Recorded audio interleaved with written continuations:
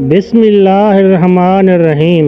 السلام علیکم ناظرین۔ حضرت جنید بغدادی رحمۃ اللہ علیہ ایک بہت بڑے بزرگ گزرے ہیں۔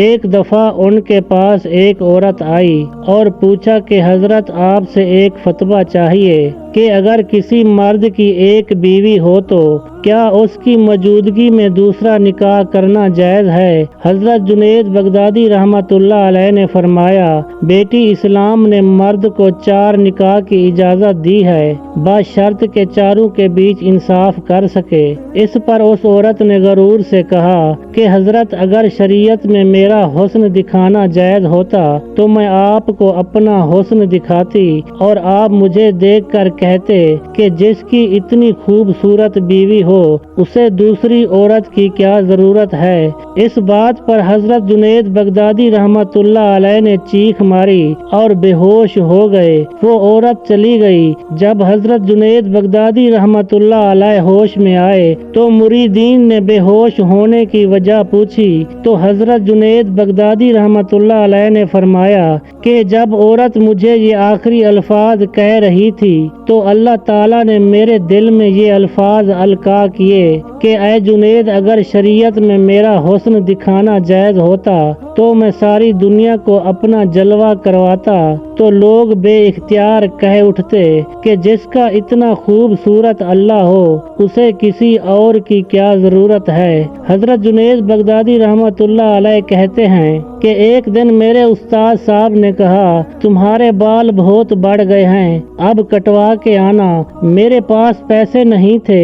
حجام کی دکان کے سامنے پہنچا تو وہ ایک گاہک کے بال کاٹ رہا تھا۔ میں نے قریب جا کر عرض کیا، چچا جان، اللہ کے نام پر بال کاٹ دو گے؟ یہ سنتے ہی حجام نے گاہک کو سائڈ پر کیا اور کہنے لگا، آؤ بیٹا بیٹھو، میں ابھی تمہارے بال کاٹتا ہوں، پیسوں کے لیے تو روز کاٹتا ہوں۔ وہ خوشی سے پھولا نہ سما رہا تھا۔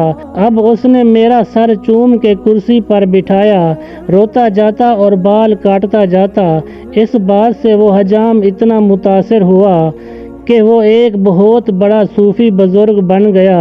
حضرت جنید بغدادی رحمۃ اللہ علیہ نے سوچا کہ زندگی میں جب کبھی پیسے ہوئے تو ان کو کچھ نہ کچھ ضرور دوں گا۔